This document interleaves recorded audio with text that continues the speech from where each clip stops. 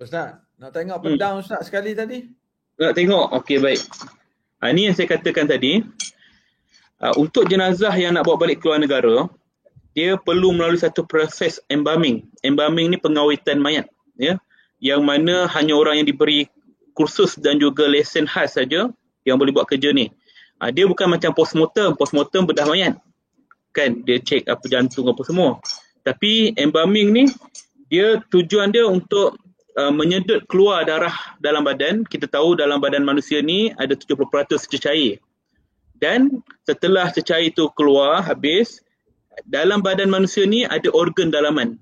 Organ-organ jantung, limpa, hati, usus, semua ni kalau ikut kaedah embalming yang sebenar perlu dihancurkan. Kalau tengok sini Ustaz, nampak tak tajam? Inilah yang akan ditebuk di bahagian perut dan di hujung dia ni, keliling dia ni ada lubang-lubang, ini untuk vacuum. Di hujung dia ni ada pipe yang akan sambung. Dia godok perut mayat tu untuk hancurkan jantung, limpa, hati semua sedut keluar. Itulah proses yang menyakitkan. Saya kata, orang tanya saya kenapa saya belajar benda lah ni kan. Islam boleh ke? Membenarkan ke? Dari sudut hukum memang sebenarnya tak boleh kita pindahkan dalam keadaan ini menyakiti jenazah, bahkan mungkin haram kan. Tapi ini sebagai solusi sebab saya dalam pengurusan jenazah ni saya katakan dalam 17 tahun lah lebih kurang.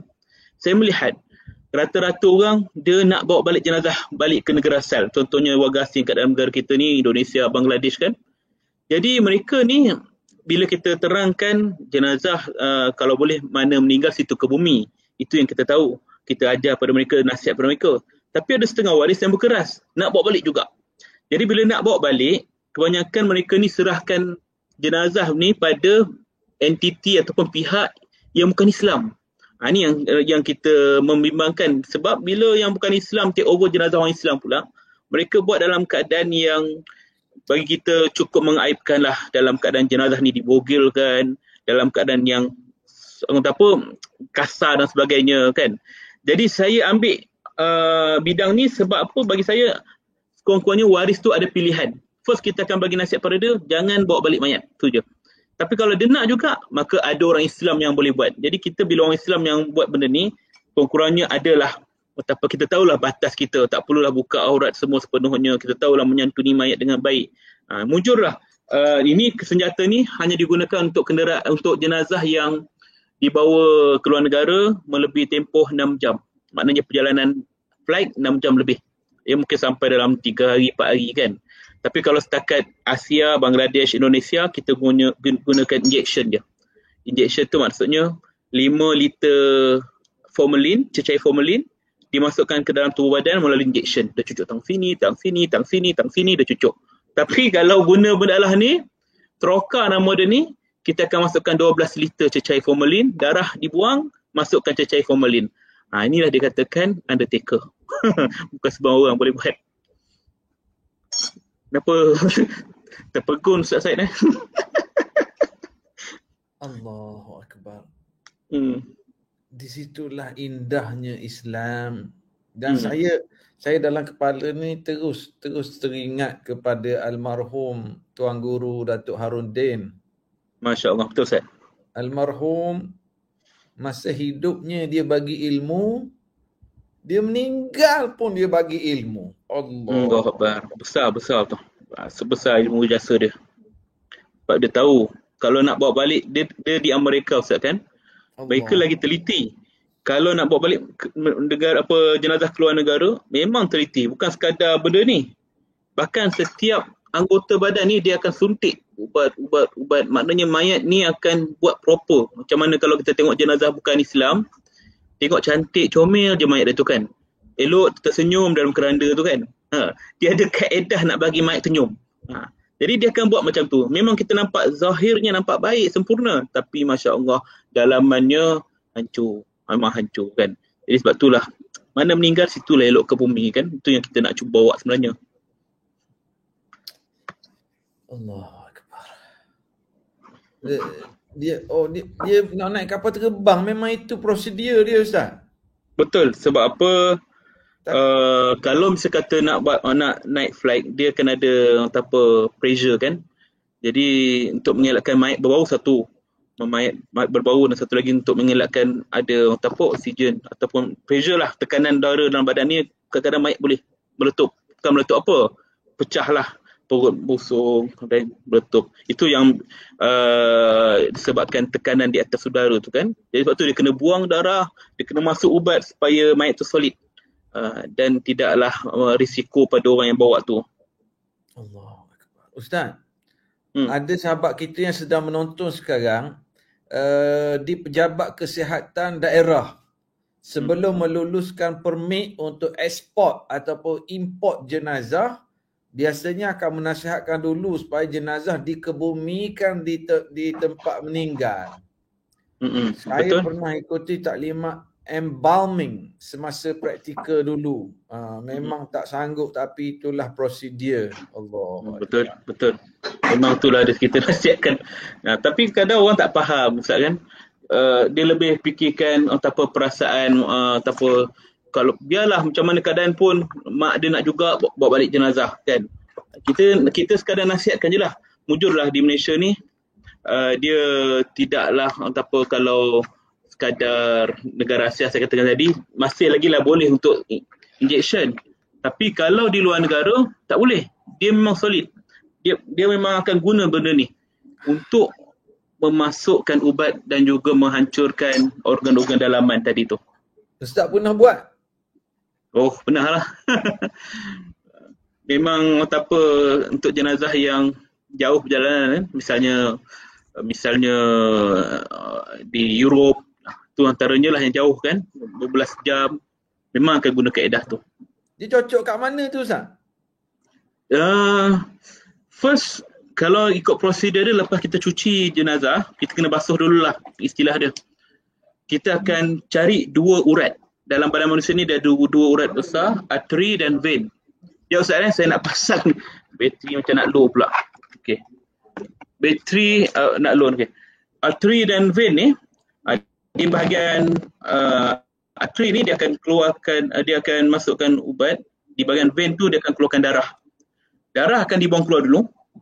Dia tebuk 3 tempat. First, dia biasanya lah kaedah yang kita belajar ni, yang paling banyak senang nak keluar darah di bahagian ari-ari.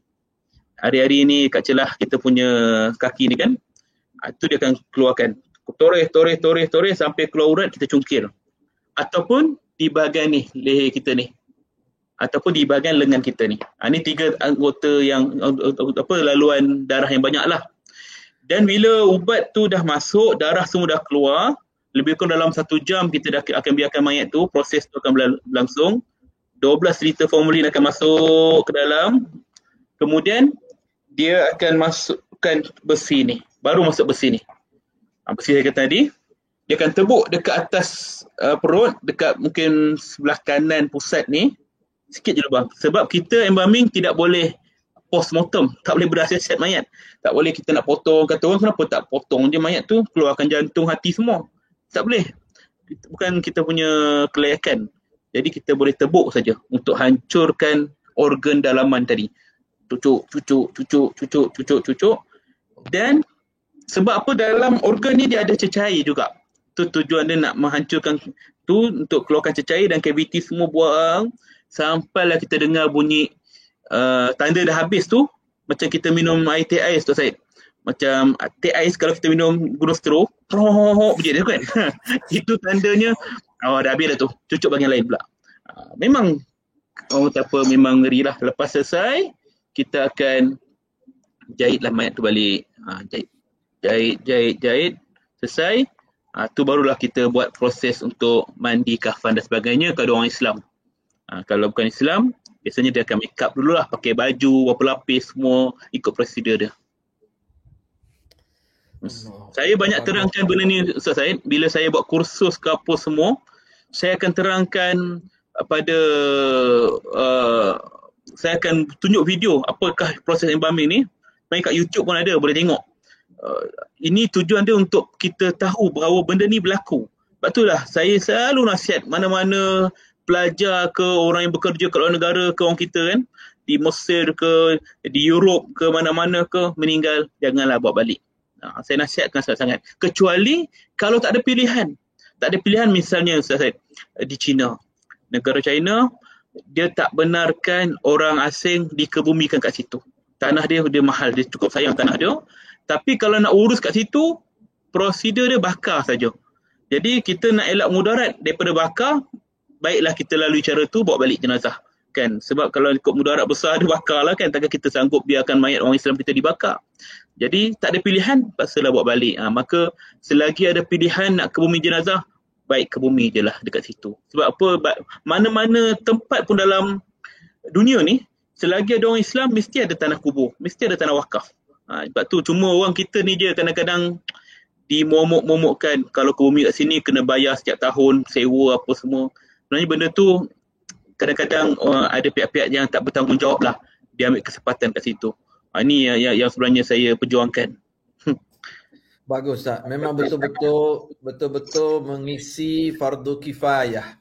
InsyaAllah. Yang sedang menonton, kalau ada yang baru masuk, mungkin ada yang tanya ni macam Kak Asmawati tanya, tak berdosa ke buat macam tu?